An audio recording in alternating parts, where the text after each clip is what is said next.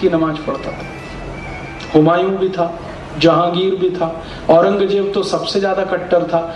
तो इन्होंने क्यों नहीं गाय का कत्ल करवाया? और क्यों गाय का कत्ल रोकने के कानून बनवाए? क्यों हैदर अली ने कानून बनाया कि गाय का कत्ल करेगा तो हाथ काट देंगे उसका?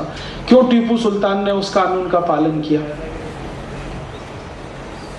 तो हमने कोर्ट से कहा कि आप अगर हमें इजाजत दें तो हम कुरान शरीफ, हदीस, जितनी भी पुस्तकें हैं वो पेश करते हैं, और उनमें से कहां लिखा है गाय को कत्ल करो, ये हम जानना चाहते हैं। और आपको पता चलेगा कि इस्लाम की कोई भी धार्मिक पुस्तक में नहीं लिखा है कि गाय का कत्ल करो। हदीस में तो लिखा हुआ है कि गाय की रक्षा करो क्योंकि वो तुम्हारी रक्षा करती है। पैगंबर मोहम्मद साहब का स्टेटमेंट है कि गाय अबोल जानवर है, इसलिए उस पर दया करो। एक जगह तो ये लिखा है कि गाय का कत्ल करोगे तो दो जख में भी जमीन नहीं मिलेगी, माने जहन्नुम में भी जमीन नहीं मिलेगी। तो फिर हमने कहा कि अगर मोहम्मद साहब ये कहते हैं, कुरान ये कहती है, हदीस ये कहती है, तो फिर ये गाय का कत्ल करना धार्मिक अधिकार कभी से हुआ भारत में? इनको पूछो जरा कसाईयों को। तो वो बौखला गए। हमने कहा अगर मक्का मदीना में कोई किताब हो तो ले आओ, उसमें भी देख लेते हैं। कोर्ट ने उनको 1 महीने की परमिशन दिया कि आप 1 महीने में ऐसा कोई दस्तावेज ला के दे दो जिससे ये पता चलता हो कि गाय का कत्ल करना इस्लाम का मूल अधिकार है। मान लेंगे। 1 महीने तक भी कोई दस्तावेज नहीं मिला तो कोर्ट ने कहा कि अब हम ज्यादा समय नहीं दे सकते। और पिछले साल 26 सितंबर सन 2005 को सुप्रीम कोर्ट ने जजमेंट सुना दिया। वो जजमेंट की कॉपी मेरे पास है, अगर आप में से किसी को इंटरेस्ट हो तो इसकी फोटोकॉपी ले सकते हैं। और अगर आपके पास इंटरनेट की फैसिलिटी हो तो www.supremecourtcaselaw.com ये वेबसाइट एड्रेस है सुप्रीम कोर्ट का, उस पर से इसको डाउनलोड कर सकते हैं। ये 66 पन्ने का जजमेंट है और भारत के सुप्रीम कोर्ट के इतिहास का सबसे ऐतिहासिक जजमेंट। और उस मंगल पांडे ने इतिहास बना दिया। वो फांसी पर चढ़ गया लेकिन अपने मुंह से गाय की चर्बी के कारतूस उसने नहीं खोले, और जिस अंग्रेज अधिकारी ने उसको मजबूर किया उसको गोली मार दी उसने, मंगल पांडे ने।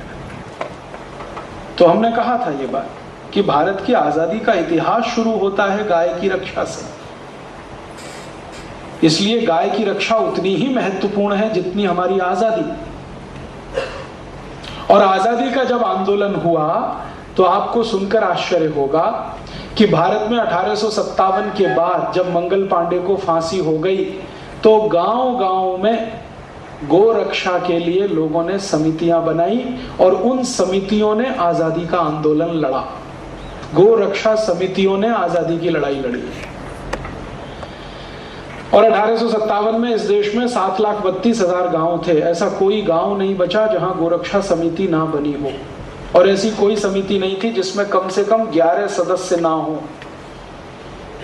और मजे की बात यह थी कि इन समितियों में हिंदू भी और मुसलमान भी दोनों, जैन भी, सिख भी, पारसी भी, बौद्ध भी, सब इसमें थे। कारण क्या है?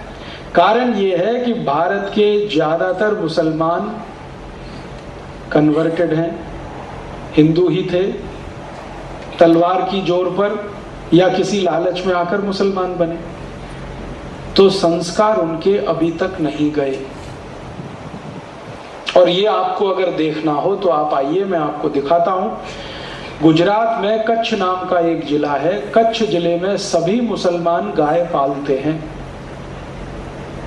एक नहीं, कच्छ के दसियों गांवों में, क्योंकि मैंने कच्छ में 4 महीने रहकर देखा है। जब वहां भूकंप आया था तब भी मैं सेवा कार्य के लिए गया था, 4 महीने रहा था। कच्छ के हर गांव में मुसलमानों के पास गाय है।